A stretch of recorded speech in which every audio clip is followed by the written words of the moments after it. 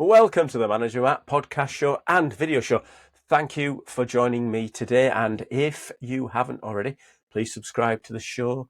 If you're watching this on YouTube, if you want to give it a thumbs up and subscribe and share and tick and do whatever the heck you do on YouTube, that'd be absolutely brilliant. So what's this week's show about? Well, this week's show, we're going to examine problems and the idea of problems within business. Now, as a leader, you probably know that problems are everywhere, and every problem seems to be your problem, because that's how it goes when you're in a leadership position. The problems just seem to mount up. Well, not anymore. Let us look today at how we can solve problems in our business and also in our normal life. Now, most of the time, when you join a business, you're there to help solve problems, because your boss or the company owner will have problems and you have the skills or the potential skills to fix those problems. Now, problems can come in big and small. You can see daily problems that come along and you have to fix them, and they're just part of your job. And there's the big problems, the big catastrophic failures that sometimes sneak up at you as you lead your teams. But how do they do it? Well, let's think of problems in an aircraft analogy. Let's think of problems as drag. And their problems are dragging back your business. So if you think of it, if you've got that idea of a stoppage or a breakdown in your procedures, that puts drag on you delivering your service or your product to your customer. If there's drag in the IT systems and there's a problem with those, then it'll stop you interacting or invoicing correctly. All these things create drag on your business and it pulls it back. So if you think of a plane, it's adding more weight or it's causing obstruction for the air to flow over the right areas of a plane. So in your business, that's what the problems are. Now, a lot of the time in our working lives, we put in workarounds. We find small solutions that we think will fix the problems. And these workarounds are there to fix an issue. They're a puncture repair kit over the small hole that you've picked up. But they're not meant to be a full-time solution, but they do over time become that full-time solution, because over time you forget or you leave them or you allow people in your business not to deal with them. Therefore, the small repairs become bigger repairs and then they never get fixed. And that's a problem that you're really going to encounter a lot of these small fixes. And the workarounds then become the norm. Another problem you'll see in a lot of businesses are bottlenecks. So a bottleneck is a part of the process that runs slower than the others. And it's a bit that, as it says, sucks it down a path of resistance. So you think of your drag again, it's starting to slow them down. And these bottlenecks can really hurt the way you produce your products, how you can produce your service. So bottlenecks are a major problem in businesses. And they can obviously cause lots of problems, which will stop you doing what you need to do. I mean, the first thing you need to do when you're looking at problems is assess them.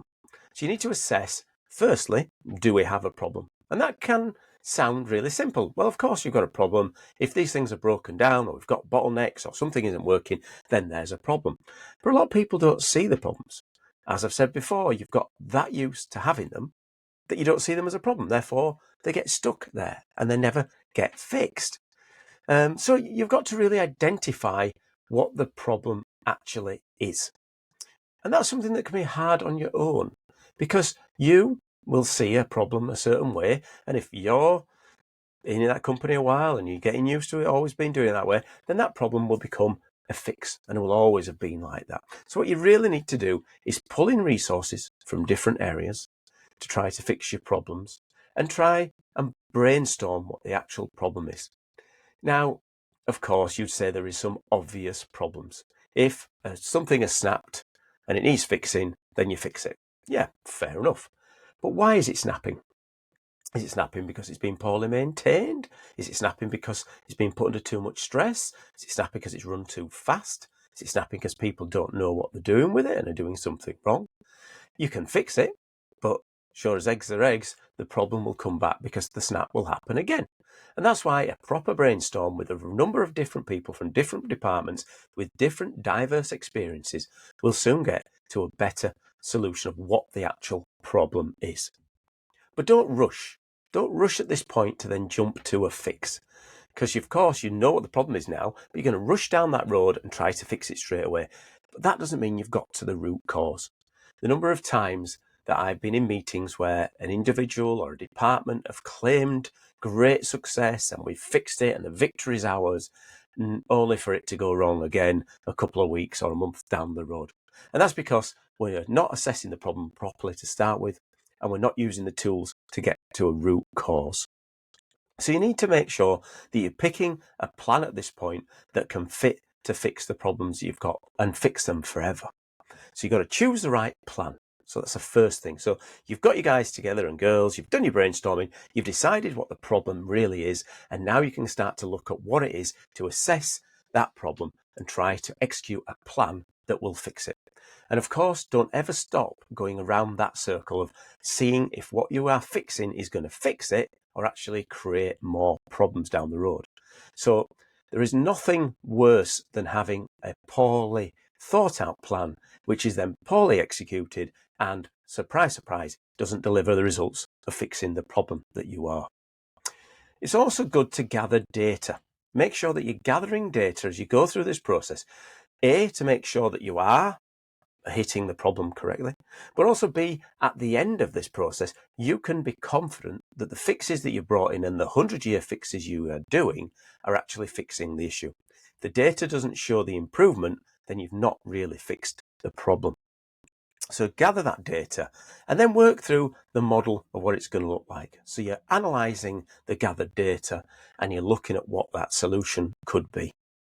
And then there's a good time now to breathe and stop and pause, because again, there is a tendency to rush and to fix what you think the problem is. So take the time, and what I do in part of my problem solving is to plan in times of stop, pause and think. It's worth doing that because of course you want to get the problem fixed as quickly as you can. And put a bit of a caveat to this. If the place is on fire, you really do need to put the fire out. So don't worry about the rest of it. But I'm talking about problems that have been there a while that are causing hindrance to what you're doing, and you really need to get a fix, but you haven't got an exact solution straight away. So it's good to plan in a pause and stop and breathe and consider your options. Problems can be complex in our world, as we know. Lots of interactions and lots of wheels are within wheels. So it's also known that your flexibility in your solution has to be important as well, because a rigid fix that you think is perfect could soon become out of date if you don't build in some flexibility into that. And of course, there is, as I've said, there is no such thing as a quick solution, but there's no such thing as a perfect solution. We're always moving. It's very fluid. So what you think is a fix now can soon rear its head. Let's go back to our snapped piece of equipment. You think you fix it, you've done all the work, you've improved it, but then it becomes a bigger bottleneck because it doesn't break anymore, but it runs slower. So you've not exactly you may have solved the problem of the broken the shaft on the conveyor, for instance, but you haven't then fixed the bigger problem of how do you get the stuff through the door and make sure it works. I always think that using a good mind map or a logic ladder is a good way to identify if you have identified the problems properly and done it right. So it's always worth looking at those tools in a bit more detail and seeing if those were the right way to do it.